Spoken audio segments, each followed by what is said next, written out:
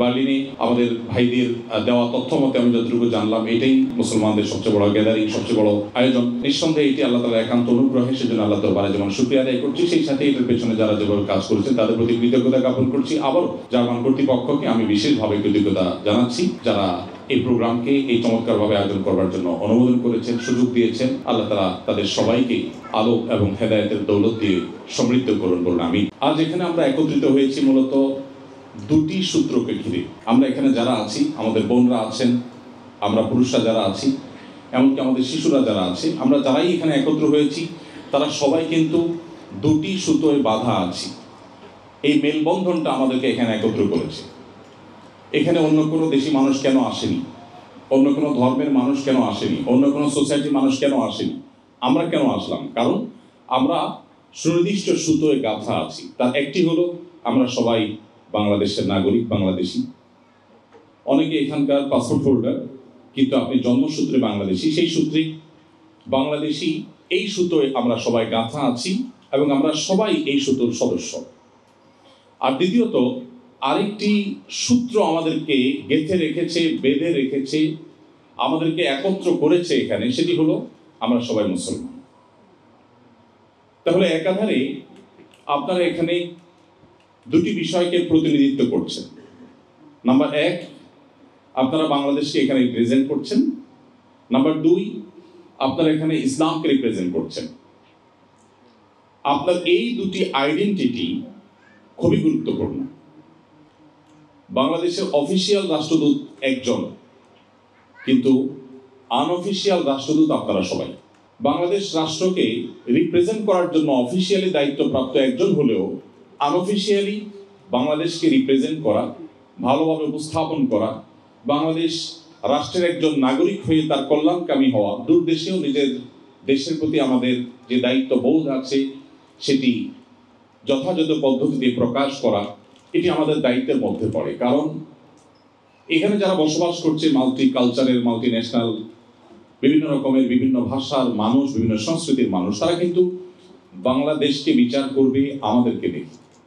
So আমরা কিন্তু জেনে হোক না জেনে হোক, বুঝে হোক না বুঝে হোক, আমরা কিন্তু বাংলাদেশকে রিপ্রেজেন্ট করছি। আপনি ভালো কিছু করলে যেরকম বাংলাদেশকে ভালোভাবে রিপ্রেজেন্ট করবেন, আপনার কোনো ভুল বা অন্যায় হলে সেটি কিন্তু বাংলাদেশকে খুব খারাপভাবে এখানে যারা আছে তাদের কাছে রিপ্রেজেন্ট করবে। আমি গতকাল একটি মেইল পেয়েছি। মেইলটা পেয়ে আমি বেশ আহত হয়েছি। স্পেনের বার্সেলোনাতে আমাদের প্রোগ্রাম আছে, সেখানকার এক প্রবাসী বাংলাদেশি ভাই আমাদের অফিসে, অর্থাৎ আসুনা ফাউন্ডেশনে মেইল করেছে আমাকে অ্যাড্রেস করে। তার কিছু দুঃখের কথা তিনি বলেছেন। অফিস থেকে আমাকে মেইলটা ফরওয়ার্ড করা হলো। মেইলটা পড়ে আমি সত্যি খুব কষ্ট পেয়েছি। তিনি যেটা বোঝাতে চেয়েছেন, এখানে বাইতুল মোকাররম খতিব সাহেব তার বক্তব্যে সে বিষয়টাকে ইঙ্গিত করেছেন যে আমাদের প্রবাসী বাংলাদেশিদের একটা সমস্যার জায়গা হলো যে আমরা অন্যান্য দেশিদের মতো এখানে মিলেমিশে থাকতে পারি না। আমাদের দেশের রাজনৈতিক যে বিভিন্ন দল আছে, সেই দলগুলোর শাখা খুলে নানাভাবে এখানে আমরা একে অন্যের বিরুদ্ধে লেগে যাই। আমরা নিজেরা মারামারি, হানাহানি, শত্রুতা বিদ্বেষে লেগে যাই এবং যার ফলশ্রুতিতে আমাদের মান সম্মান নষ্ট হয়, ক্ষুণ্ণ হয়। তিনি স্পেসিফিকলি যে বিষয়টি বলছেন সেটা হলো যে অনেক ভাইরা আছেন এখানে যথেষ্ট রিচ, আল্লাহ তাআলা তাদেরকে সম্পদ দিয়েছেন, তারা ভালো ভালো ব্যবসা বাণিজ্য এখানে পরিচালনা করেন। তাদের অধীনে থাকা নিজের স্বদেশী বাংলাদেশি ভাইদের প্রতি তারা অনেক সময় জুলুম করেন, টর্চার করেন, অবিচার করেন, তাদের অধিকার নষ্ট করেন, তাদেরকে দাসের মতো বানিয়ে রাখেন। অথচ আমরা নিজেদেরকে মুসলিম দাবি করছি, আমরা অনেকে নামাজ কালামও পড়ছি, আমরা অনেক হয়তো মুখে দাড়িও রাখছি, কিন্তু আমি যে কাজগুলো করছি সেগুলো ইসলাম সমর্থন করে না, সেগুলোর কারণে আমি ভালো মুসলিম হতে পারছি না। এই জায়গাটা আমাদেরকে বিশেষভাবে নজর দিতে হবে বলে আমার মনে হয়। যে দুটি সূত্রে গাঁথা থাকার কারণে আমরা এখানে একত্র হয়েছি, যে দুটি সুতোয় আমাদেরকে এখানে একত্র করেছে, এনেছে, উপস্থিত করেছে, তার প্রথমটির কথা বলছিলাম যে আমরা বাংলাদেশের নাগরিক হিসাবে, বাংলাদেশের মানুষ হিসাবে, আপনি এই দেশের নাগরিকত্ব নিয়ে থাকলেও আপনি বাংলাদেশের জন্মসূত্রে নাগরিক বা জন্মসূত্রে আপনি বাংলাদেশি। সো সেই জায়গা থেকে আমাদের আচার আচরণ হতে হবে অত্যন্ত মার্জিত, অত্যন্ত দায়িত্বশীল। আমাদের প্রিয় স্বদেশ অনেক দিক থেকে আমরা পিছিয়ে আছি। অর্থনীতিতে আমরা পৃথিবীর ইউরোপের উন্নত দেশগুলোর সাথে তুলনা তো দূরের কথা, এশিয়ার ছোটখাটো অনেক দেশের সাথেও আমরা নিজেদেরকে কম্পেয়ার করতে পারি না। আমাদেরকে ফুলিয়ে ফাঁপিয়ে নানা সময় আমরা অনেক অগ্রসর হয়েছি সেটা দেখাবার চেষ্টা করা হয়েছে বা হয়, কিন্তু দুর্ভাগ্য যে আমরা কোথায় দাঁড়িয়ে আছি সেটা আমরা সবাই কম বেশি জানি। আমাদের পায়ের তলায় যে মাটি নেই নানা কারণে, আমাদের অর্থনৈতিকভাবে আমরা যেরকম দুর্বল, আমাদের শিক্ষায় যেরকম আমরা পিছিয়ে আছি, আমাদের অবকাঠামোর অবস্থা যেরকম তথৈবচ, আমাদের গণমাধ্যম যেরকম পৃথিবীর অন্য দেশের মতো এতটা স্বাধীন, এতটা বস্তুনিষ্ঠ সংবাদ তারা আমাদেরকে উপহার দেয় না বা দিতে পারে না। আমাদের যে নানা দিক থেকে সীমাবদ্ধতা আছে, আমরা যে পিছিয়ে আছি, সেটি আর নতুন করে বলবার অপেক্ষা রাখে না। কিন্তু সমাজ উপস্থিতি আমরা আমাদের কর্মকাণ্ডের মধ্য দিয়ে, আমরা আমাদের সুন্দর আচরণের মধ্য দিয়ে, আমরা আমাদের শৃঙ্খলা এবং ডিসিপ্লিনের প্রতি আমাদের যে ভালোবাসা আছে সেটি প্রকাশ করবার মধ্য দিয়ে আমরা আমাদের দেশকে এই সমস্ত দেশগুলোতে বা ইউরোপের মতো, আমেরিকার মতো জায়গায় আমরা রিপ্রেজেন্ট করতে পারি। কিন্তু দুর্ভাগ্য হলো যে মধ্যপ্রাচ্য বলুন কিংবা মালয়েশিয়া, যেখানে বাংলাদেশি প্রবাসীদের সংখ্যা অনেক বেশি, আরও বিভিন্ন জায়গায় আমার যাওয়ার সুযোগ হয়েছে, সব জায়গায় একই অভিযোগ। এমনকি আমি নিজে 10-10টি বছর প্রবাসে কাটিয়েছি। আমি খুব কাছে থেকে দেখেছি যে আমাদের স্বদেশী ভাইয়েরা নিজেদের পায়ে কিভাবে কুঠারাঘাত করেন, কিভাবে নিজেদের বদনাম নিজেরা করেন, কিভাবে নিজেদের দুর্নাম তারা করেন। আমি আপনাদের কাছে আজ উদাত্ত আহ্বান করতে চাই যে আমাদের ভেদাভেদগুলোকে আল্লাহর জন্য ভুলে গিয়ে আমরা আমাদের নিজেদের মধ্যকার যে সম্পর্ক আছে, নিজেদের মধ্যকার যে বন্ধন আছে অ্যাজ এ বাংলাদেশি, সেটাকে আমরা সুদৃঢ় করবার চেষ্টা করব।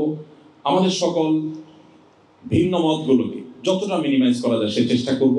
এমন কিছু করব না যেটাতে আমাদের প্রিয় দেশটিকে নিয়ে আমি যেটি বললাম যে গর্ব করবার মতো অনেক কিছু আমাদের নাই, অন্তত আমরা ডিসিপ্লিন, শৃঙ্খলা, অন্যান্য ক্ষেত্রে আমরা যেন প্রশংসা করতে পারি সেই চেষ্টা আমরা অব্যাহত রাখবো। আল্লাহ আমাদের সবাইকে সেই তৌফিক দান করুন।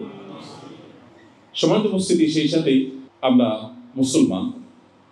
মুসলিম হিসাবে কিন্তু আমাদের একটা দায়িত্বশীলতার ব্যাপার আছে। এখানকার অন্য ধর্মের মানুষেরা তারা আমাদের ধর্মগ্রন্থ কিন্তু পড়ে না। তারা কি কোরআন পড়ে? তারা কি আমাদের হাদিস পড়ে? এখানকার অন্য ধর্মের মানুষরা কোরআন বা হাদিস না পড়লেও তারা কিন্তু আপনাকে আমাকে রিড করে।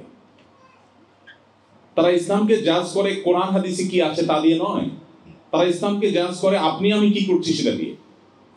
সো আমরা যদি এমন কিছু করি যেটা ইসলাম সম্পর্কে তাকে নেগেটিভ ধারণা দেয়, তাহলে মনে রাখবেন জাহান্নামে যাওয়ার জন্য আর বেশি কিছুর প্রয়োজন নেই।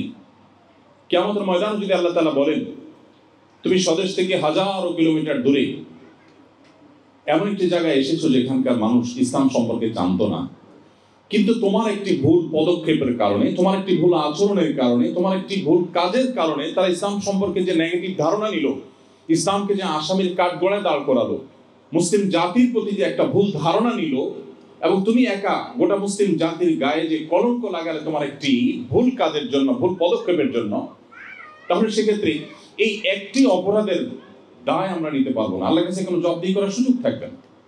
প্রিয় ভাইরা আমার, আমাদের দেশে আমরা যখন অবস্থান করি সেক্ষেত্রে আমাদের দায়িত্বশীলতা যে পরিমাণ থাকা উচিত, আমার ক্ষুদ্র জ্ঞান বলে যে আমরা দূর দেশে আসার পর, প্রিয় মাতৃভূমি থেকে অনেক দূরে আসার পর, দূর দেশে আসার পর আমাদের দায়িত্বশীলতাটা আরো অনেক বেশি বাড়া দরকার, অনেক বৃদ্ধি হওয়া দরকার। কারণ এখানে আমাকে কিন্তু দেখা হবে গোটা বাংলাদেশের মানচিত্র আমার বডিতে মানুষ খুঁজবে। অন্য দেশিরা আপনার বডিতে, আপনার চেহারা, আপনার কাজে কর্মে গোটা বাংলাদেশকে সে খোঁজার চেষ্টা করবে যে বাংলাদেশ এরকম।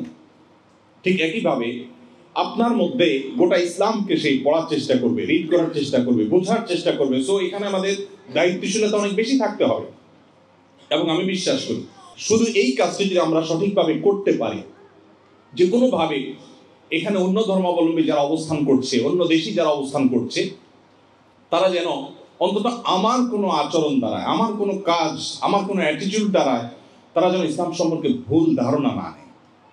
প্রিয় ভাইরা আমার, এই জায়গা থেকে আপনি কোনো অন্যায়, এখানকার যে প্রচলিত আইন বা বিশেষ করে তাদের যে শৃঙ্খলা, ডিসিপ্লিনের যে বিষয়গুলো আছে, এগুলো মেনটেন করার ক্ষেত্রে আপনাকে অন্য অনেকের চেয়ে প্রোঅ্যাক্টিভ হতে হবে। আপনি কোনো পাবলিক টয়লেটে কোনো বেশি আপনাকে ওযু করতে হলো, ওযু করার সময় আপনাকে মুসলমান হিসাবে পাও ধুইতে হয়। পাও ধৌত করতে গিয়ে আপনি যদি বেশিনি পা তুলে উজু করেন, আশেপাশে মানুষ যেটা দেখতে অভ্যস্ত নয় তারা হয়তো খারাপ ধারণা করবে। অথবা আপনি পা ধুয়েছেন, ধোয়ার পর বা উজু করতে গিয়ে আপনার আশেপাশে পানি পড়েছে, পা তো আপনাকে ধুইতেই হবে। মোজার উপরে মাসে করার যে বিধিবিধান সেটার আওতায় যদি না পড়ে তাহলে পা তো আপনাকে ধুইতেই হবে। কিন্তু আপনার পা ধোয়ার জন্য এমন পলিসি বের করতে হবে যে দৃষ্টিকটু না হয় এবং ইসলাম বা মুসলমানদের সম্পর্কে ভুল ধারণা জন্ম না নেয়।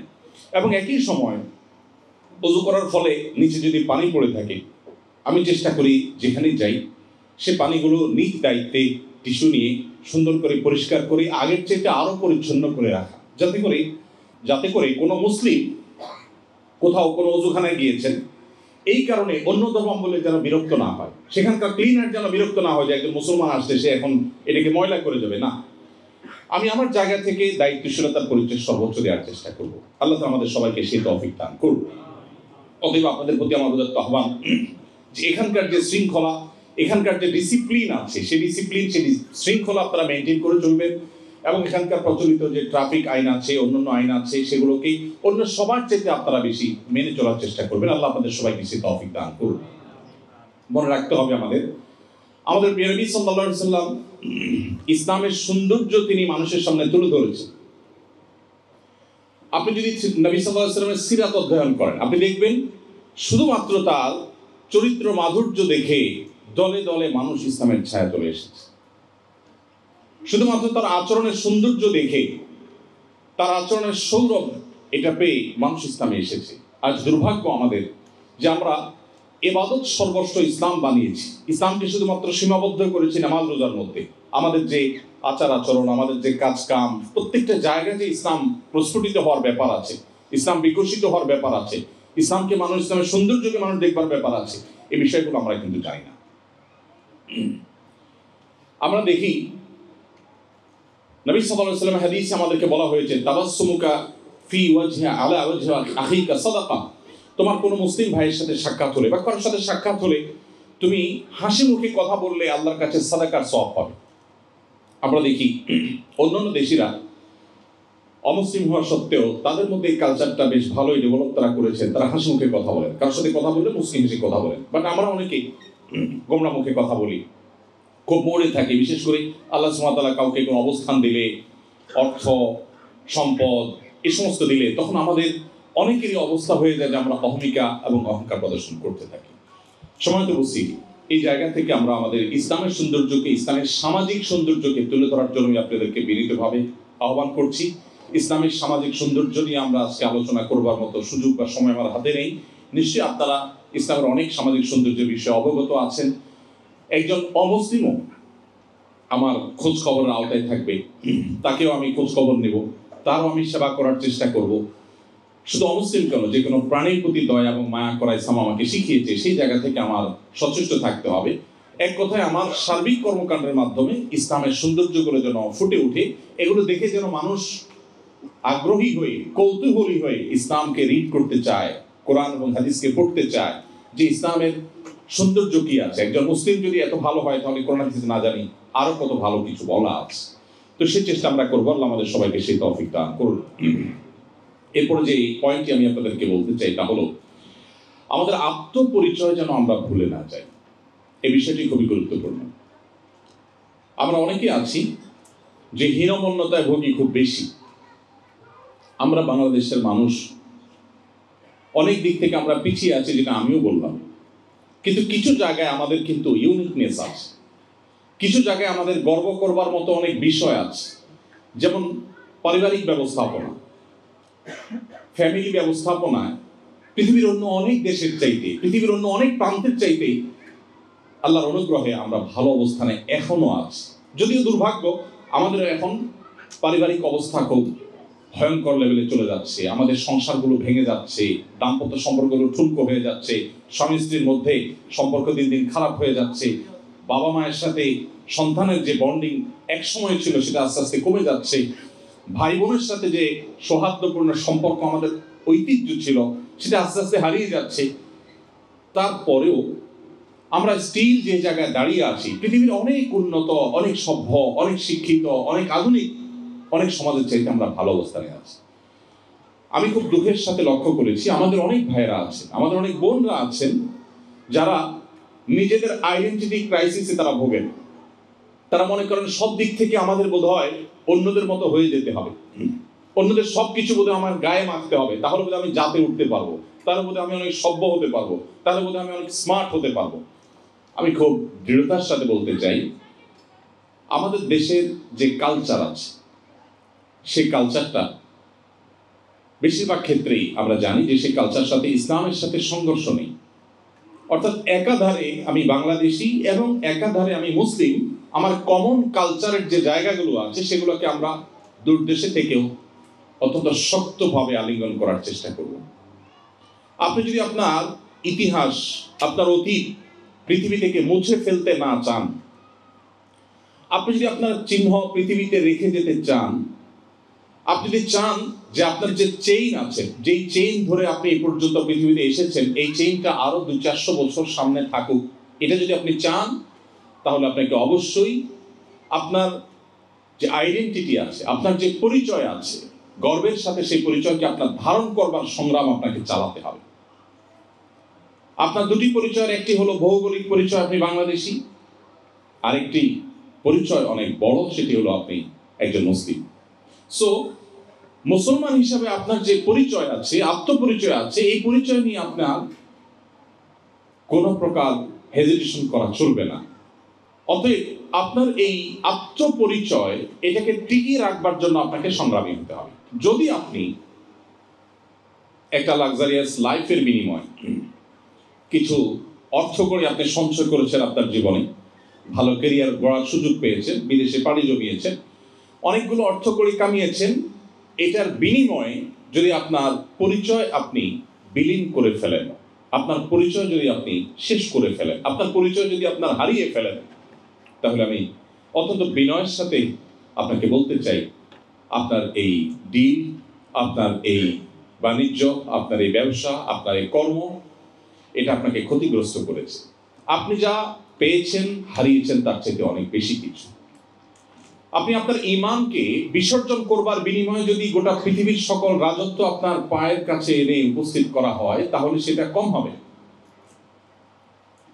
এই একটা কনসেপ্ট আমাদের কাছে ক্লিয়ার না থাকার কারণে আমরা অনেকেই ভিন্ন পরিবেশে এসে আমাদের নিজের যে স্বকীয়তা আছে, আমাদের যে বৈশিষ্ট্য আছে, বিশেষত্ব আছে, আমাদের যে ইউনিকনেস আছে, আমাদের যে ভালো দিকগুলো আছে, সেগুলোকে আমরা পানির সাথে মিশিয়ে ফেলি।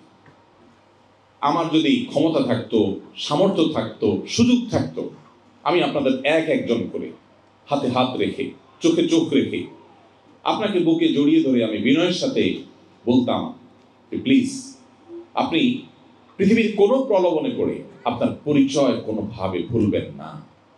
যদি আপনি ভুলে যান, তাহলে মনে রাখবেন ঈমানের যে ধারা আপনার দাদা আপনার বাবার কাছে রেখে গেছেন, আপনার বাবা আপনার কাছে রেখে গেছেন, আপনি আপনার সন্তানের কাছে এটা রেখে যেতে পারছেন কিনা, এই বিষয়ে যদি স্ট্রং উত্তর আপনার ভেতর থেকে না আসে, তাহলে আপনার আরেকবার ভাবতে হবে যে আপনি সঠিক পথে আছেন নাকি ভুল পথে আছেন। আপনার আত্মপরিচয় যদি চলে যায়, আর কিছু পয়সা করি বা একটা লাক্সারিয়াস লাইফ আপনি পেলেন, একটা ভিন্ন ভালো পরিচয় আপনি পেলেন যেটা নিয়ে অনেক প্রাউড করতে পারেন পৃথিবীতে, তাহলে আমি আবারও বলবো যে আপনি পৃথিবীর সবচেয়ে ক্ষতিগ্রস্ত মানুষগুলোর মধ্যে একজন হয়ে গেলেন। গ্রামে বসবাস করা সেই শিক্ষা বঞ্চিত অভাবী দরিদ্র মানুষ আপনার চেয়ে অনেক বেশি রিচ, তিনি আপনার চেয়ে অনেক বেশি সমৃদ্ধ, তিনি আপনার চেয়ে অনেক বেশি ধনী, যিনি তার পরিচয়টাকে ধরে রাখতে পেরেছেন। মনে রাখবেন, ইট একটা নির্দিষ্ট সময় যখন ইটের ভাটায় পোড়ানো হয়, একটা বিশেষ প্রসেসের মধ্য দিয়ে যখন সে ইটে পরিণত হয়, তখন সেই ইট কিন্তু সমুদ্রের পানিতেও যদি শত শত বছর পড়ে থাকে, তারপরেও তার অস্তিত্ব কিন্তু হারায় না, তার অস্তিত্ব ইট হিসাবেই থাকে। এই জন্য তার মূল্য কিন্তু ইট হিসাবেই দেখে সমাজ বা মানুষ। চুলোর মাটি একইভাবে সেও আগুনে পড়ে, কিন্তু আগুনে পড়ে সে ইট হতে পারে না, যার ফলশ্রুতিতে 10 বছর 20 বছর মাটির চুলার মাটি আগুনে পড়ার পরও কিন্তু পানিতে তাকে ফেলে দেওয়া হলে হয়তো কয়েক ঘন্টার মধ্যে গলে পানির সাথে একাকার হয়ে যায়। এখানে ইট এবং চুলার মাটির পার্থক্য। আপনি কি চুলার মাটি হবেন নাকি ইট হবেন, ডিসিশন আপনাকে নিতে হবে। আপনার আত্মপরিচয় কি আপনি ভুলে যাবেন নাকি আত্মপরিচয় আপনি ধরে রাখবেন? আপনি নিজের স্বকীয়তায় ভাস্বর এবং উজ্জ্বল থাকবেন কি থাকবেন না, এই সিদ্ধান্ত আপনাকে এখনই নিতে হবে। আমি বিনয়ের সাথে আপনাদেরকে বলতে চাই যে মুসলমান পৃথিবীর যেখানেই যাবে তার পরিচয় সে ভুলবে না, তার মিশন সে ভুলবে না, তার ভিশন সে ভুলবে না, তার লক্ষ্য থেকে সে বিচ্যুত হবে না। আমি সেজন্য আপনাদের সবাইকে আবার উদাত্ত আহ্বান করছি যে আমরা আমাদের নিজেদের পরিচয় এবং আইডেন্টিটি যেন ঠিক থাকে সেভাবে আমরা নিজেদেরকে গড়ে তোলার চেষ্টা করবো ইনশাআল্লাহ। এবং কোনোভাবেই জাতে ওঠার নাম করে আমাদের আইডেন্টিটি এটাকে নষ্ট করবার মতো কোনো কাজ যেন আমরা না করি, সেদিকে আমরা সচেষ্ট থাকবো। এরপরে যে পয়েন্টটি আমি আপনাদেরকে দৃষ্টি আকর্ষণ করতে চাই তা হলো পৃথিবীর প্রত্যেকটা দেশের প্রত্যেকটা সমাজের বিশেষ কিছু দিক থাকে যে দিকগুলো একজন মুসলমান হিসেবে আমাদেরকে সতর্ক থাকতে হয়। আমরা আমাদের প্রিয় স্বদেশে যখন থাকি তখনও অনেক কাজ সেখানে আছে যে কাজগুলো থেকে মুসলমান হিসেবে আমাকে বেঁচে থাকতে হয়, শরীয়ত আমার জন্য হারাম করেছে। সে বিষয়গুলো থেকে এই পরিবেশে আপনাদেরকে বিশেষভাবে সতর্ক থাকতে হবে। আপনার যে সমস্ত অপরাধগুলো, যে সমস্ত গুনাহগুলো এখানে অহরহ হয়ে থাকে বা গুনাহগুলো করবার জন্য হাতছানি আপনাকে দিয়ে সবসময় ডাকছে, সেই গুনাহগুলো থেকে বাঁচার জন্য আপনাকে বিশেষভাবে সংগ্রাম চালাতে হবে, বিশেষভাবে বেঁচে থাকার চেষ্টা করতে হবে। মনে রাখবেন, মুসলিম সেই জাতি যে জাতি মুহাম্মদ সাল্লাল্লাহু আলাইহি সাল্লামের কাছ থেকে এমন এক দীক্ষা লাভ করেছিলেন যে পৃথিবীর কোনো লোক তাদেরকে তাদের আদর্শ থেকে বিচ্যুত করতে পারেনি। আপনারা জানেন যে তুরস্কের ইস্তাম্বুলে সাহাবীর কবর আছে। আপনারা জানেন চায়নায় প্রিয় নবী সাল্লাল্লাহু আলাইহি সাল্লামের সাহাবীর কবর আছে। রাশিয়াতে, পৃথিবীর বিভিন্ন দূর দূরান্তে আমাদের নবী সাল্লাল্লাহু আলাইহি সাল্লামের প্রিয় সাহাবীদের কবর আছে। তারা সবাই এসেছেন সেখানে তাদের ইসলামের সৌন্দর্যকে গোটা পৃথিবীতে সৌরভকে ছড়িয়ে দিতে, মানুষকে আলোর পথে আহ্বান করতে এসেছেন।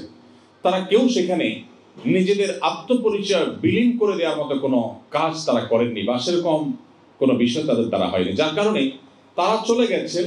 তাদের আদর্শ বুক উঁচু করে, মাথা উঁচু করে পৃথিবীতে এখনো টিকে আছে, ১৫০০ বছর পর্যন্ত টিকে আছে। আমি সেজন্য আবারও বলতে চাই, আপনি যদি হারিয়ে যেতে না চান পৃথিবী থেকে, তাহলে আপনার আত্মপরিচয়কে টিকিয়ে রাখার সংগ্রামে আপনি আপোষহীন থাকতে হবে। সম্মানিত উপস্থিতি, সেজন্য বিশেষ বিশেষ যে সমস্ত গুনাহগুলো এই পরিবেশে হয়ে থাকে সেই গুনাহগুলো থেকে আপনাদের বেঁচে থাকার জন্য অত্যন্ত যত্নশীল হতে হবে। আরেকটি বিষয় আপনাদের আমি দৃষ্টি আকর্ষণ করতে চাই, তা হলো আপনারা সবাই জানেন প্রত্যেকটা সমাজের ভালো এবং মন্দ দিক আছে। আপনারা যে সমাজে বসবাস করছেন এই সমাজটাতে যে এরকম ডিসিপ্লিন আছে, আমরা আমাদের দেশে এত ডিসিপ্লিন দেখি না। দুর্ভাগ্য, শুধু আমাদের দেশে কেন, আমরা যারা মুসলমান হিসাবে পরিচয় দেই পৃথিবীর যে সমস্ত দেশগুলোতে মুসলমান প্রধান দেশ হিসাবে আমরা জানি, সেই দেশগুলোতে এই অমুসলিম প্রধান দেশগুলোর মতো ডিসিপ্লিন নেই। এটা আমাদের জন্য লজ্জা, এটা আমাদের জন্য দুঃখের, এটা আমাদের জন্য বেদনার এবং আত্মসমালোচনার বিষয়। আমরা জানি ইসলাম শৃঙ্খলার কথা বলে। আমাদের প্রিয় নবী সাল্লাল্লাহু আলাইহি ওয়াসাল্লামের যে সুন্নাহ, এই পুরো সুন্নাহ আমাদেরকে শুধু শৃঙ্খলার কথা বলে। আপনি দেখবেন আমাদের প্রিয় নবী সাল্লাল্লাহু আলাইহি ওয়াসাল্লাম রাতে তাড়াতাড়ি ঘুমানোর জন্য নির্দেশ করতেন। আমাদের দেশে ইসলাম প্রচারের নামে রাত ১০টা, ১১টা, ১২টায় দূর দূরান্তে মাইক লাগিয়ে ওয়াজ মাহফিল করা হয়। আমি ব্যক্তিগতভাবে বিনয়ের সাথে ওয়াজ মাহফিলে যেই মাঝে মধ্যে আমাকেও করতে হয়, কিন্তু এর বিরুদ্ধে আমি সোচ্চার যে আমার প্রিয় নবী সাল্লাল্লাহু আলাইহি ওয়াসাল্লাম এভাবে করতে বলেননি। তিনি রাতে তাড়াতাড়ি ঘুমোতে বলেছেন। তার সেই লাইফস্টাইল আপনারা এখানে দেখতে পাচ্ছেন। এখানে মানুষ তাড়াতাড়ি ঘুমিয়ে যায়। শুধু এখানে কেন, আপনি অমুসলিম প্রধান বিভিন্ন দেশে যান, আপনি আমেরিকাতে চলে যান, তাদের অনেক জিনিস আছে যেটা নিয়ে আপনি সমালোচনা করতে পারেন, কিন্তু তাদের সমাজে আপনি দেখবেন মানুষ তাড়াতাড়ি রাতে ঘুমিয়ে যায়। তারা ভোরে উঠে কাজ শুরু করে, এরা ভোরে উঠে কাজ শুরু করে, ফজরের সময় রাস্তায় সিগনালে গাড়ি সিরিয়াল পড়ে যায়।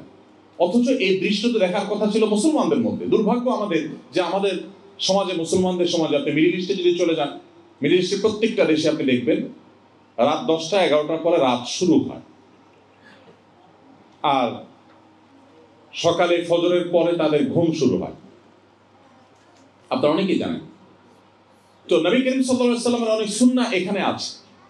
এটি অমুসলিম সমাজ থাকা সত্ত্বেও, অমুসলিম প্রধান সমাজ থাকা সত্ত্বেও এখানে মুসলমান কম, ইসলাম অনেক ক্ষেত্রে সমাজে অনেক বেশি। মুসলমানের সংখ্যা কম, বাট ইসলামের সৌন্দর্যগুলো এখানে অনেক বেশি। তারা যে জেনে সেটাকে অনুসরণ করছে আমি তা বলছি না, হয়তো তারা জানেও না, কিন্তু তারা যখন নবী সাল্লাল্লাহু আলাইহি ওয়াসাল্লামের সেই সুন্নাহকে ফলো করছে তারা কিন্তু তারা সুফল পাচ্ছে। আমি যে বার্লিনে দাঁড়িয়ে কথা বলছি, সে বার্লিনে এখানকার যে টেকনিশিয়ান আপনার মিউজিয়াম আছে সে দেখার সুযোগ আমার হয়েছে, আরও কিছু জায়গা আমি দেখেছি। আর এর আগেও আমি জানতাম, আপনারাও নিশ্চয়ই জানেন, যে পৃথিবীতে প্রোডাক্টের কোয়ালিটিতে কাস্টমারের যে স্যাটিসফ্যাকশন, এই জায়গাটাতে পৃথিবীতে বারবার এই দেশটি অর্থাৎ জার্মানি চ্যাম্পিয়ন হয়েছে। অর্থাৎ গোটা বিশ্বের ভোক্তারা তাদের দেয়া ভোটে এদেরকে শ্রেষ্ঠ বলে বহুবার স্বীকার করে নিয়েছে যে তাদের কোয়ালিটি সবচেয়ে ভালো। এই যে তাদের ব্র্যান্ডের যে ইমেজ, এই যে তাদের সুখ্যাতি, এটা যে তারা অর্জন করতে পেরেছে, অথচ আমরা মুসলমানরা সেটা করতে পারতাম, বা অন্য দেশে মানুষও সেটা করতে পারতো, এদের এটা ভালো। নবী করিম সাল্লাল্লাহু আলাইহি ওয়াসাল্লাম বলেছেন, ইন্নাল্লাহা ইউহিব্বু ইযা আমিলা আহাদুকুম আমালান ইউতকিনুহু। প্রিয় নবী সাল্লাল্লাহু আলাইহি ওয়াসাল্লাম বলেছেন যে আল্লাহ তাআলা খুব পছন্দ করেন বান্দা যখন কোনো কাজ করলে সেটা যখন সবচেয়ে ভালোভাবে করে। আমি এখানে বিভিন্ন জায়গায় বিভিন্ন স্থাপনায় ঘুরে ঘুরে একটু চেষ্টা করলাম যে কোনো ত্রুটিপূর্ণ কোনো কিছু এরা করে কিনা। আমি অবাক হয়েছি এবং সারপ্রাইজড হয়েছি যে ওয়াশরুমের কবজা থেকে নিয়ে, সিটকানি থেকে নিয়ে, লক থেকে নিয়ে প্রত্যেকটা জিনিস তারা যেটা করে সেটা সবচেয়ে ভালোভাবে করে। যে প্রোডাক্টটা তারা তৈরি করে সবচেয়ে সুন্দরভাবে করে, সবচেয়ে মজবুতভাবে করে। তারা ওই সস্তার চায়না মাল তৈরি করে না। এই কারণে তাদের যে ব্র্যান্ড ভ্যালু দাঁড়িয়েছে, এই জায়গাটাতে ইসলাম আমাকে আসতে বলেছে, এটা অলরেডি এখানে আছে। অতএব এই সমাজের এই ভালো জিনিসগুলো আপনি পিক করতে কোনো অসুবিধা নেই, যদিও আপনার এখান থেকে পিক করারও প্রয়োজন নেই। আপনাকে ইসলামই বলেছে আপনার কোয়ালিটি এনশিওর করতে। যে কোনো কাজ আপনি করবেন সেটা সবচেয়ে ভালোভাবে করবেন। আপনার দায়িত্ব, আপনার কর্তব্য, আপনার পেশাগত কাজ সবচেয়ে সুন্দরভাবে সম্পাদনা করবেন, আপনি আল্লাহর কাছে সবচেয়ে প্রিয় পাত্র হবেন। অতএব ইসলামটাকে আমাদের এখানে নতুন করে বোঝার সুযোগ হয়েছে। আমরা কোরআন এবং হাদিসে যে কথাগুলো বলা আছে তার অনেকগুলোর ইমপ্লিমেন্টেশন, অনেকগুলোর বাস্তবায়ন, অনেকগুলোর প্রয়োগ এখানে আমরা দেখতে পাচ্ছি। এই যে তারা কোরআন হাদিসের সেই ইমপ্লিমেন্ট এখানে করছে, জেনে হোক না জেনে হোক, বুঝে হোক না বুঝে হোক, তার সুফল তারা পাচ্ছে। সো একজন মুসলমান হিসাবে এই সমাজের ভালো জিনিসগুলো আমাদেরকে গ্রহণ করতে হবে। আমি মাঝে মধ্যে টোকিওতে যাওয়া হয়, জাপানে প্রবাসী বাংলাদেশি ভাইদের সাথে কিছু সময় কাটাবার সুযোগ হয়। আমি প্রায় সময় আমার সহকর্মীদেরকে বলি, বাসায় পরিবারকে বলি যে আমি দেশে ফেরবার পর আমি ফিল করি যে আমার মধ্যে বেশ কিছুটা পরিবর্তন কিছুদিনের জন্য থাকে। সেটা হলো যে আপনারা জানেন জাপানিরা খুবই সভ্য, খুবই ভদ্র, তারা বিশেষ করে কারোর জন্য ডিস্টার্ব না হয় ব্যাপারগুলো তারা খুবই কনসার্ন। পৃথিবীর অন্যান্য উন্নত দেশগুলো, বিশেষ করে জাপানের মানুষের এই সৌন্দর্যটা অনেক বেশি। তারা কথা বললেও মনে হয় ফিসফিস করে কথা বলে, পাবলিক প্লেসে কথা বলার তো প্রশ্নই ওঠে না, সবাই হেডফোন ব্যবহার করে, কেউ কাউকে কোনোভাবে ডিস্টার্ব করে না। তো ওখান থেকে আসার পর বেশ কিছুদিন তাদের সাথে থাকতে থাকতে আমার মনে হয় যে কোরআন হাদিসে একই কথা বলা থাকলেও ওইটার বাস্তব প্রয়োগ দেখার ফলে মানুষ হিসাবে আমার মধ্যে সেটা প্রভাব পড়ে, এবং আমি দেশে আসার পরে কথা বলতে একটু জোরে বলছি কিনা, আশপাশে কারো ডিস্টার্ব হচ্ছে কিনা, খুব বেশি মনোযোগ অটোমেটিক চলে আসে। আপনারা যারা এখানে বসবাস করছেন, এখানকার যে সামাজিক সৌন্দর্য আছে, এদের যে ভালো ভালো গুণ আছে, সেগুলোকে আপনারা অবশ্যই গ্রহণ করবেন এবং সেগুলো দিয়ে আপনারা সাজাবেন নিজেদেরকে। সেই সাথে প্রত্যেকটা সমাজেরই ভালো এবং মন্দ দুই দিকই আছে। কোনো সমাজই পরিপূর্ণভাবে ভালো হয় না, সেটা মুসলমানদের সমাজেও সব কিছু যে ভালো আছে মানুষের মধ্যে তা কিন্তু নয়। সো এখানকার খারাপ জিনিসগুলো যেন আমরা পিক না করি। এখানকার যে জিনিসগুলো শরিয়ার সাথে সাংঘর্ষিক, কোরআন সুন্নাহর সাথে সাংঘর্ষিক, আপনার ওই যে মুসলিম আইডেন্টিটিকে যেটা নষ্ট করতে পারে, সেই জিনিসগুলো অনুগ্রহ করে আমরা কোনো অবস্থায় যেন পিক না করি। আল্লাহ আমাদের সেই তৌফিক দান করুন। সম্মানিত ভাইরা, এরপর আমি হালাল উপার্জন নিয়ে একটু কথা বলতে চাই। আপনারা অনেকে আছেন যে অনেক মসজিদ মাদ্রাসা আপনারা করেছেন, অনেক দান সাদেক আপনারা করেন, কিন্তু হালাল উপার্জনের পরে আমরা অনেকেই খুব বেশি সিরিয়াস না। অথচ হালাল উপার্জন তো আমাদের নাজাত এবং মুক্তির পূর্ব শর্ত। আমি জানি অনেকে সম্পদের পাহাড় গড়েছেন কিন্তু হালাল হারাম বাজ বিচার করেন নাই, এখনো অনেক কিছু করছেন যেটা আপনি খেয়াল করছেন না। আমাদেরকে মনে রাখতে হবে, কোরআনে কারিমে আল্লাহ তাআলা তার নবী রাসূলদেরকে অ্যাড্রেস করে বলেছেন, ইয়া আইয়ুহার রাসূলু কুলু মিনাত তাইয়্যিবাতি ওয়া আমালুস সালিহাত।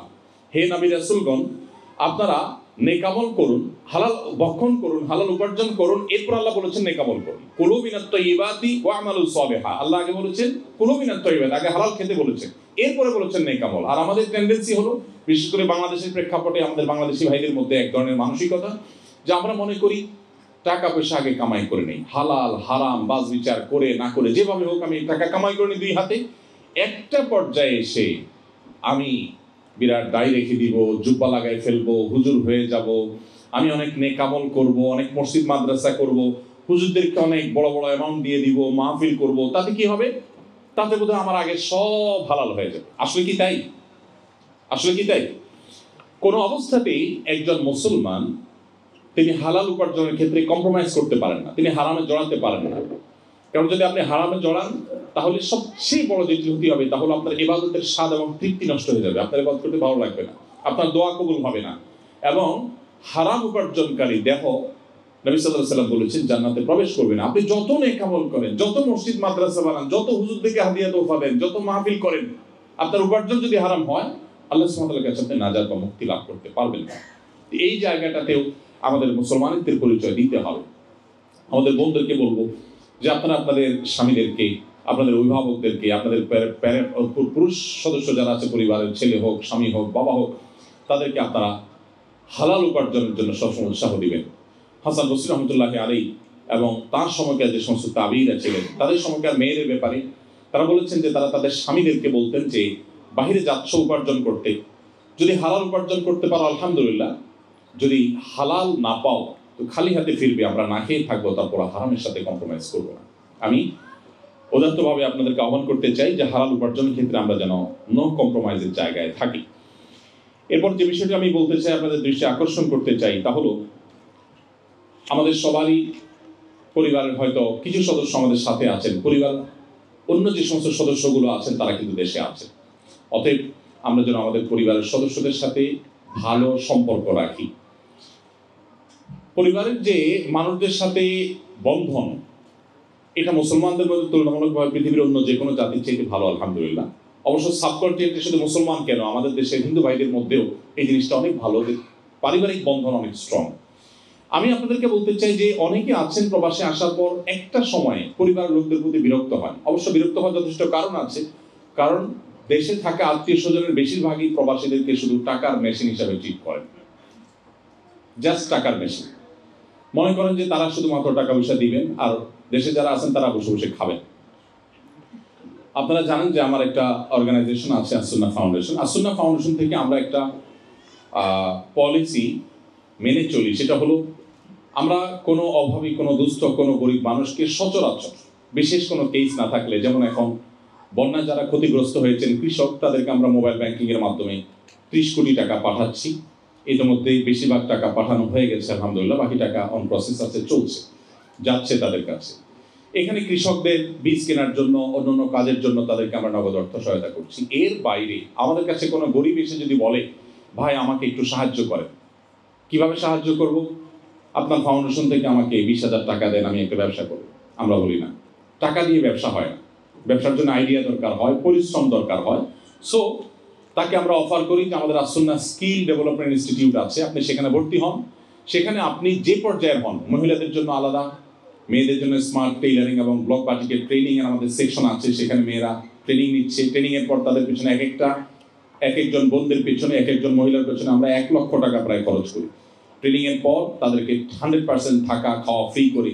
একটা নামমাত্র টোকেন মানি নেওয়া হয় শুধু তার সিরিয়াসনেসের জন্য, আর সম্পূর্ণ টাকা ফ্রি তাকে দিয়ে ট্রেনিং করানোর পর তাকে বাসায় কাজ করবার উপযোগিতা তৈরি করবার জন্য যা যা লাগে, মেশিন থেকে নিয়ে, সুতা থেকে নিয়ে, কেচি থেকে নিয়ে সব কিছু কিনে আমরা তাকে দিয়ে দিই।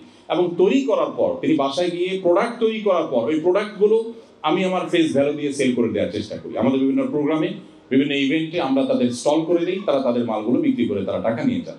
এভাবে আমাদের বোনদেরকে আমরা স্বাবলম্বী করার চেষ্টা করি। পুরুষকেও যদি অভাবী আসে আমরা বলি তুমি যদি অশিক্ষিত হও, স্বল্প শিক্ষিত হও, তুমি আমাদের ড্রাইভিং স্কুলে ভর্তি হয়ে যাও। তোমার যদি আগ্রহ থাকে সেক্ষেত্রে আমার সে প্রশিক্ষণ আছে, সেখানে ভর্তি হয়ে যাও।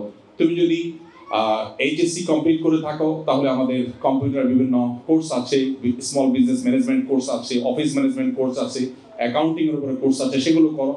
তুমি যদি গ্রাজুয়েশন করা থাকো তাহলে সেক্ষেত্রে আমাদের ওয়েব ডেভেলপমেন্ট কোর্স আছে, সেগুলো করো। ট্রেনিংয়ের পর 100% এই মানুষগুলোকে আমরা চাকরি দেওয়ার চেষ্টা করি। আমার এই এক্সপিরিয়েন্স আপনাদের সাথে শেয়ারের জন্য করছি।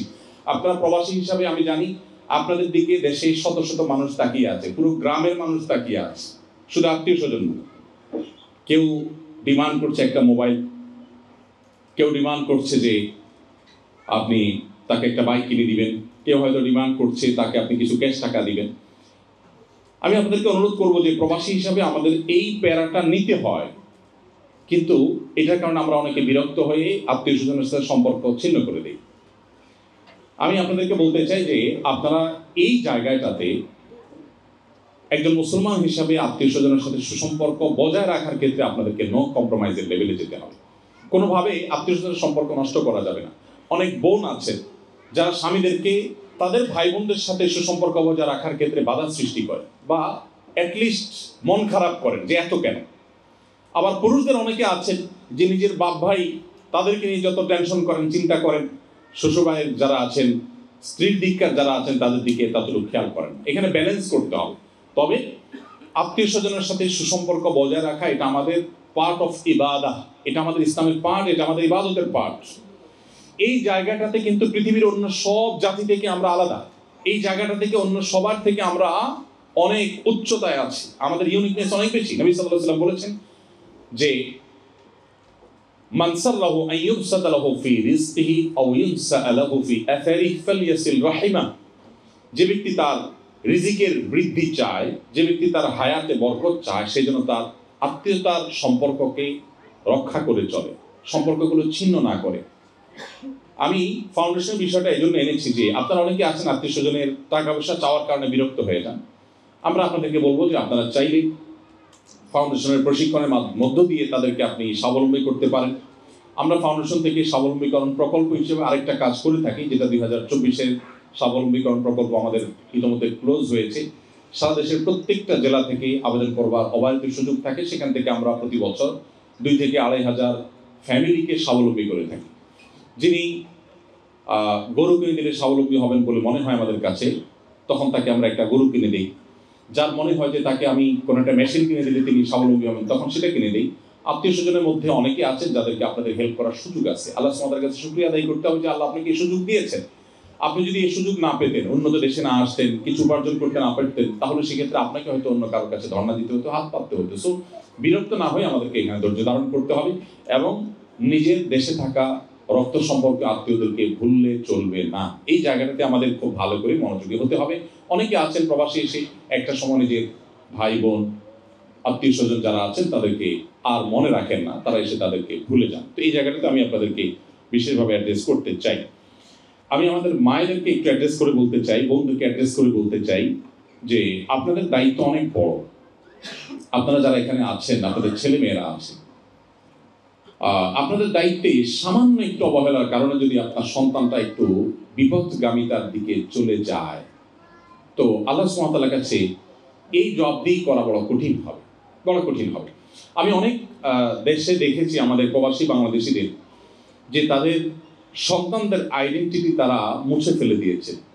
এবং নবী সাল্লাল্লাহু আলাইহি ওয়াসাল্লামের সেই হাদিসটি আপনারা নিশ্চয়ই শুনেছেন বারবার। নবী সাল্লাল্লাহু আলাইহি ওয়াসাল্লাম বলেছেন, কুল্লু মাউলুদিন ইউলাদু আলাল ফিতরা। প্রতিটি মানুষ, প্রতিটি শিশু জন্মগ্রহণ করে ইসলামের উপরে। কোনো শিশু কিন্তু অমুসলিম হয়ে জন্মগ্রহণ করে না। সো প্রত্যেকটা শিশু বাই বর্ন মুসলিম, ইল্লা আন্না আবওয়াহু ইউহাউইদানিহি আও ইউনাসসিরানিহি আও ইউমাজ্জিসানিহি। তবে তার বাবা মা, শিশু যদি কখনো বিপদগামী হয়, ইসলাম থেকে বিচ্যুত হয়ে যায়, তার জন্য পরিপূর্ণ দায় বেশিরভাগ ক্ষেত্রে বাবা মায়ের। কোনো কোনো ক্ষেত্রে বাবা মার শত প্রচেষ্টা সত্ত্বেও সে বিপদগামী হয়, সেটা ভিন্ন। তবে বেশিরভাগ ক্ষেত্রেই বাবা মার দায়িত্বশীলতার অভাবে, তাদের ভুল সিদ্ধান্তের কারণে, ভুল পদক্ষেপের কারণে তাদের সন্তানরা বিপদগামী হয়। সো মায়েদেরকে বলতে চাই, আপনার সন্তানের মধ্যে ঈমানের বীজ বপন করা, তার মধ্যে ইসলাম সম্পূর্ণরূপে তার মধ্যে ধীরে ধীরে গড়ে তোলা, ইসলামের মধ্য দিয়ে তাকে বড় করা, এটা আপনাদের অনেক বড় একটা দায়িত্ব। সো মামুনদেরকে বলতে চাই, এই দায়িত্বটা পালনে আপনারা যথেষ্ট সচেষ্ট হতে হবে। আমাদের অনেক বন্ধুরা আছেন, বলেন যে আমার হাতে কাজ নেই, বাচ্চারা স্কুলে চলে যায়, হাজব্যান্ড কাজে চলে যায়, আমি কি করব? তাহলে আমিও বোধহয় কিছু একটা করি। সন্দেহ নেই, আপনি যদি শরিয়ার সীমানার মধ্যে থেকে করতে চান সেক্ষেত্রে করার সুযোগ আছে। বাট আপনি আপনার ঘরে যদি কাজ করতে চান, তাহলে আপনার কাজ করতে করতে পাগল হওয়ার মতো অনেক কাজ আপনার কাছে আছে, আপনি হয়তো আইডিয়া খুঁজে পাচ্ছেন না। আপনার বাসায় বসে আপনার স্কুলে থাকা বাচ্চাটার জন্য নানা প্ল্যান প্রোগ্রাম করতে পারে। তার মনে অনেক কোশ্চেন থাকে এখানকার প্রতিকূল পরিবেশে, সেই কোশ্চেনগুলোর অ্যান্সার আপনাকে দিতে হবে, আপনি তাকে কনভিন্স করতে হবে। আপনি না পারলে অন্য কারো সহযোগিতা নিতে হবে, কারো সাহায্য নিতে হবে, কিন্তু দিন শেষে আপনাকে করতে হবে। অনেক ভাইরা আছে যারা এই ক্ষেত্রে তারা উপার্জনের জন্য ব্যস্ত থাকার কারণে তারা সময় দিতে পারেন না। মায়েদের এখানে দায়িত্বটা অনেক বেশি। এই জন্য বোনদেরকে আমরা বলবো, আল্লাহকে ভয় করবেন। মনে রাখবেন, আপনার সন্তান যদি ঈমান হারা হয়ে যায়, তাহলে আপনার জাহান্নামে যাওয়ার জন্য শুধু এই একটা জিনিসই যথেষ্ট হতে পারে। আর আমাদের তরুণরা যারা আছে তাদেরকে আমি একটু কয়েকটি কথা বলে শেষ করবো ইনশাআল্লাহ। তরুণ বন্ধুরা, আমাদের প্রিয় নবী সাল্লাল্লাহু আলাইহি ওয়াসাল্লাম তরুণদেরকে অনেক বেশি ভালোবাসতেন। আপনারা জানেন, তিনি শুধুমাত্র তরুণদেরকে অ্যাড্রেস করে করে বলেছেন ইয়া মাশারাশ শাবাব। বিভিন্ন হাদিসে বলেছেন হে যুবক সম্প্রদায়, হে ইয়াংসরা, হে তরুণরা। এভাবে নবী সাল্লাল্লাহু আলাইহি ওয়াসাল্লাম বিভিন্ন সময় ইয়াংদেরকে আলাদা করে অ্যাড্রেস করে করে তার মনে কিছু আকুতির কথা বলেছেন। নবী করিম সাল্লাল্লাহু আলাইহি ওয়াসাল্লামের সভাসদে, তার মজলিসে যেমন সিনিয়রদের জায়গা ছিল, তেমন তরুণ আলী ইবনে আবি তালেব তার ডিসিশন মেকারদের একজন ছিলেন। তার ডিসিশন মেকারদের একজন ছিলেন বেলাল রাদিয়াল্লাহু তাআলা আনহু। তার সভাসদে, তার পরামর্শদাতাদের মধ্য থেকে ছিলেন মুসআব ইবনে উমাইরের মতো মানুষ, যাদেরকে তিনি অনেক বেশি স্নেহ করতেন। আব্দুল ইবনে ওমর, আব্দুল ইবনে আব্বাস, আব্দুল ইবনে মাসউদ, আমি কত নাম বলবো, রিদওয়ানুল্লাহি তাআলা আজমাইন। তারা সবাই বয়সে তরুণ ছিলেন, কিন্তু প্রিয় নবী সাল্লাল্লাহু আলাইহি ওয়াসাল্লাম অত্যন্ত পছন্দের, তার ভালোবাসা, তার অত্যন্ত কাছের মানুষ ছিলেন। তো এই জায়গা থেকে আমি আপনাদেরকে বলতে চাই, আপনারা আজ ইসলামের সৌন্দর্যকে গোটা বিশ্বে প্রতিষ্ঠিত করতে হবে। আজকে মুসলমানদের যে দুর্দশা, মুসলমানদের যে পিছিয়ে থাকা, আমাদের যে দুরবস্থা, এটা থেকে উদ্ধার করবার জন্য আপনাদেরকে এগিয়ে আসতে হবে। আপনারা যদি এখানে পড়ালেখা করেন, জ্ঞানে বিজ্ঞানে আপনারা উন্নত হন, মুসলিম জাতির মুখকে উজ্জ্বল করবার জন্য, মুসলিমদেরকে মাথা উঁচু করে দাঁড়াতে সাহায্য করবার জন্য, তাহলে আপনার এই পড়াশোনাটাও পার্ট অফ ইবাদা হবে। আপনার উদ্দেশ্য যদি হয়, ইন্টেনশন যদি হয় যে আজকে মুসলমানদের যে দুর্দশা, দুর্গতি, মুসলমানদের যে দুর্নাম গোটা পৃথিবীতে, আমি সেটাকে ঘোচাবার চেষ্টা করব। আমি বড় একজন সায়েন্টিস্ট হই, আমি একজন বড় ইঞ্জিনিয়ার হই, আমি একজন বড় প্রকৌশলী হই, বড় একজন ডক্টর হয়ে মুসলমানদের মুখকে উজ্জ্বল করব, বিশ্বের দরবারে মুসলমানদের মাথা উঁচু করে আমি তুলে ধরবো। এই যদি আপনার ইন্টেনশন হয়, তো মনে রাখবেন আপনার এখানকার কলেজ, ইউনিভার্সিটির পড়াশোনাটা এটাও একটা ইবাদত হবে, নেকামল হবে। অতএব উদ্দেশ্য যেন ভালো হয় এবং ইসলামের জন্য আপনার নিজেকে যেন আপনি উৎসর্গ করতে পারেন। মনে রাখবেন, ভোগের জন্য কোনো যোগ্যতার প্রয়োজন হয় না, ত্যাগের জন্য যোগ্যতার প্রয়োজন হয়।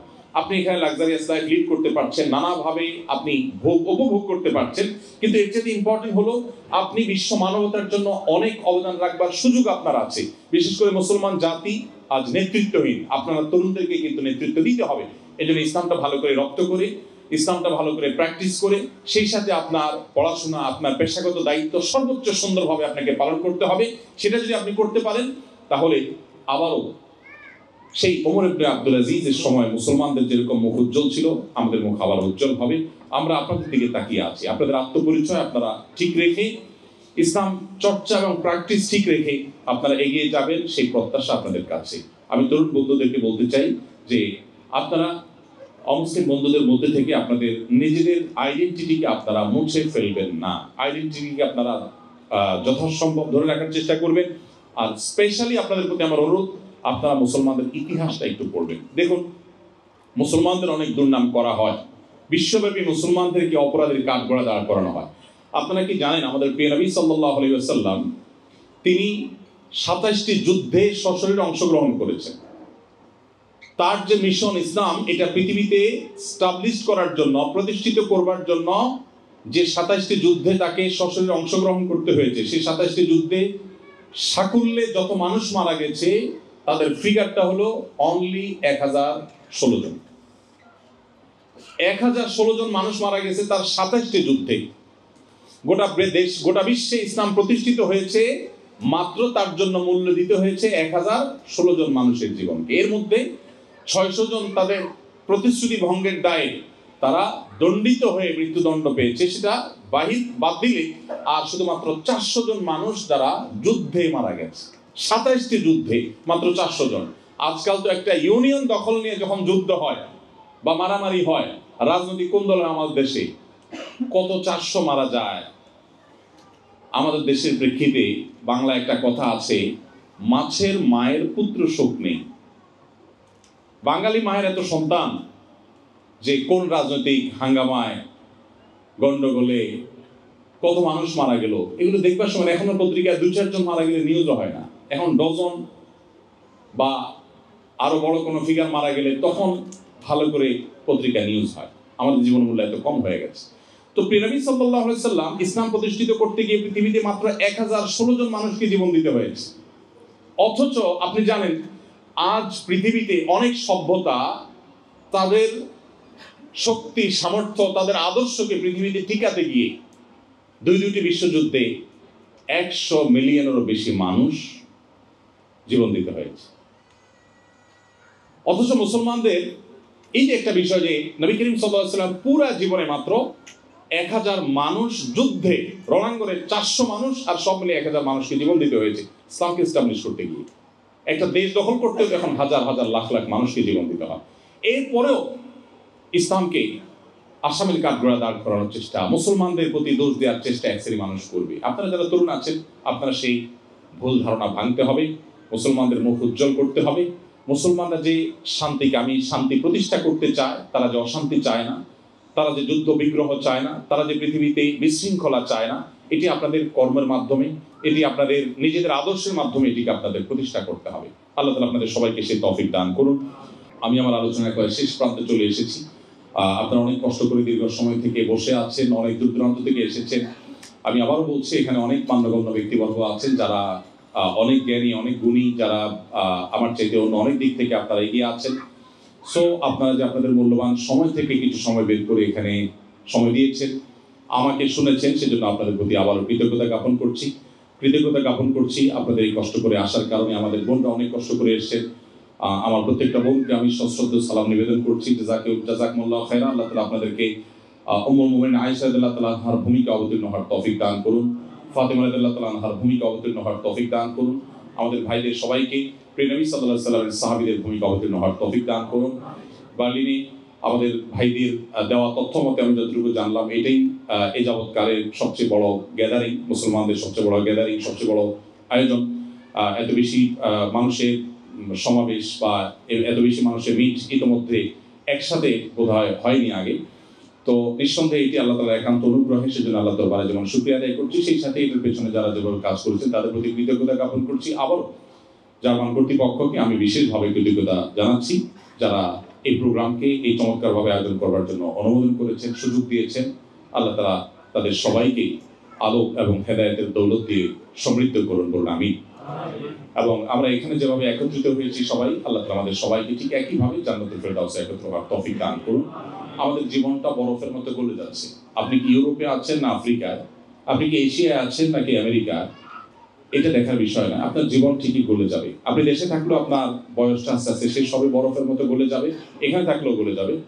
অতএব কি নিয়ে যাচ্ছেন, আপনার এই যে জীবনটা গলে যাচ্ছে, এর বিনিময়ে আপনার আমলনামাতে কি প্লাস হচ্ছে, সেই হিসেবটা আমাদের প্রতিদিন, প্রতি রাত, প্রতি ক্ষণে, প্রতি মুহূর্তে মেলানো দরকার। আমাদের বাহ্যিক বা পার্থিব পরিচয় যাই হোক না কেন, আমাদের জীবনটা ক্ষয় হয়ে যাচ্ছে, আর তার বিনিময়ে আমার আখিরাতে হয় জান্নাত, না হয়তো জাহান্নাম বিনির্মাণ হচ্ছে। সো আমি কোন ওয়েতে আছি, সঠিক ওয়েতে আছি কিনা, সেই জিনিসটা আমাকে বারবার ভাবতে হবে এবং ঠিক করতে হবে। আমি আশা করব যে আপনারা সেই পথ খুঁজে বের করবেন, যে পথের মধ্য দিয়ে আপনাদের আত্মপরিচয় টিকে থাকবে। দারুল ইসলাম সহ আরো যে সমস্ত প্রতিষ্ঠান আছে, মুসলমানদের ঈমান রক্ষা করবার জন্য দুর্গ হিসাবে যেগুলো কাজ করছে, আপনারা সেই সমস্ত দ্বীনি বা ধর্মীয় মুসলমানদের সেই সমস্ত মসজিদ এবং অর্গানাইজেশনগুলোর সাথে ইনভলভ হয়ে আপনারা যত বেশি কাঁধে কাঁধ মিলিয়ে নিজেরা থাকতে পারবেন, তত বেশি আপনার ঈমানকে আপনি সেভ করতে পারবেন, তত বেশি নিরাপদ করতে পারবেন। এই জন্য সোসাইটি মেনটেন করার কোনো বিকল্প নেই। যে আজকে আমরা একত্র হয়েছি ঈমানের সূত্রে, এভাবে এত বড় পরিসর না হলেও মাঝে মধ্যে আমাদেরকে একত্র হতে হবে, আমাদের বোনদেরকে একত্র হতে হবে, আমাদের শিশুদেরকে একত্র হতে হবে, তাদের সোসাইটি দিতে হবে, তাদেরকে আলাদা সমাজ দিতে হবে। এবং মুসলমানদের এই যে সামাজিক কাঠামো, এটা যত বেশি সুদৃঢ় হবে, মসজিদগুলোর সাথে আপনারা যত বেশি ইনভলভ হবেন, এখানে মুত্তাকি পরেজগার ওলামাদের সাথে, খতিব সাহেবদের সাথে আপনাদের যত বেশি সম্পর্ক হবে, তত বেশি আপনার ঈমানকে আপনি সেভ করতে পারবেন। অতএব এই আত্মপরিচয় টিকিয়ে রাখবার প্রয়োজনে আমাদেরকে এই বিষয়গুলো মেনটেন করতে হবে।